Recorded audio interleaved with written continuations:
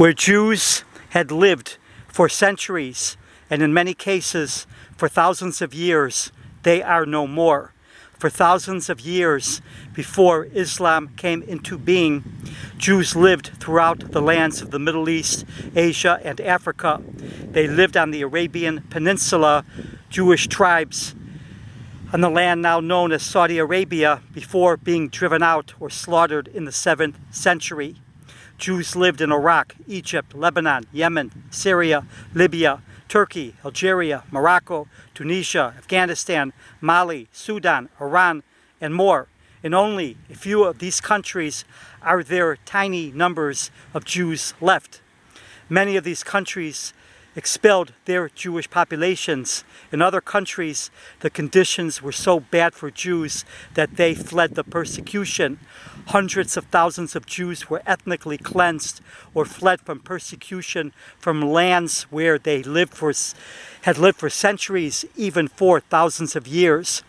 There were massacres of Jews in British-controlled Palestine, in Libya, Iraq, Yemen, Syria, and more. Jews lost lands and properties far greater in size than what is the entire state of Israel. A far greater number of Jews fled from Arab majority lands to Israel than the number of Arabs, now called Palestinians, that fled from Israel during the 1948 war, when Arab armies and Arab forces inside of the newfound state of Israel attacked Israel. The Jews from Arab majority lands and their descendants now form the majority population of Israel. There are also Jews in Israel from other African and Asian countries, including Ethiopia, India, and elsewhere. Brown and black-skinned Jews make up the majority population of Israel. Throughout the West, there are protests for the Jews to leave Israel and return to Europe. There is a simplistic, nonsensical, racist narrative that Jews are Europeans and therefore are white oppressors and that they must return to Europe. The thing about a lie is that when it is repeated over and over, it starts being believed. Israel has been a UN-recognized nation for over 75 years. Most Israelis were born on that soil. Most Israelis are not Jews whose ancestors lived in Europe. And for those Jews whose parents or grandparents survived the Holocaust and who were born and raised in Israel, Europe is nothing but a graveyard for the Jews and not a place to ever return. And why would they want to?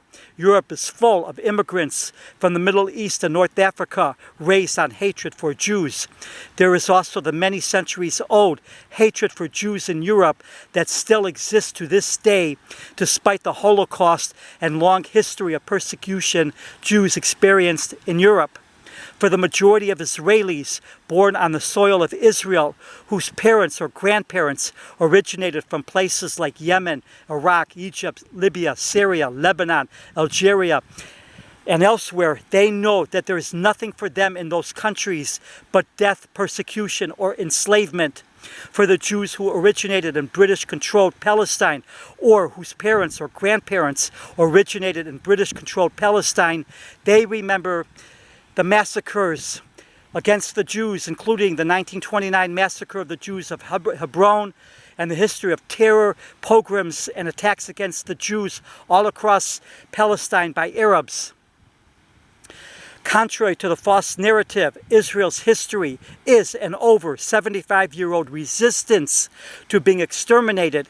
It is not a history of occupation and oppression, but instead a history of resisting oppression, persecution, and genocide.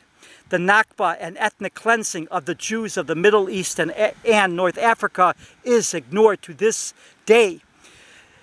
They tried to wipe out the Jews of Palestine prior to 1948. They tried to wipe out Israel and exterminate its Jews in 1948 and in all of the years since, including the 1967 war, the 1973 war, the Intifadas, the wave after wave of Hamas and Islamic Jihad, suicide bombings, deliberately driving vehicles into pedestrians, stabbing civilians on the streets, shooting civilians, the October 7th massacres, and much more. The millions of brown and black-skinned Jews in Israel, Israel's majority population, are an indigenous people to Israel and to the Middle East. And they are not naive like the mass protesters in the West who are enamored of Hamas and the genocide and extermination Hamas seeks.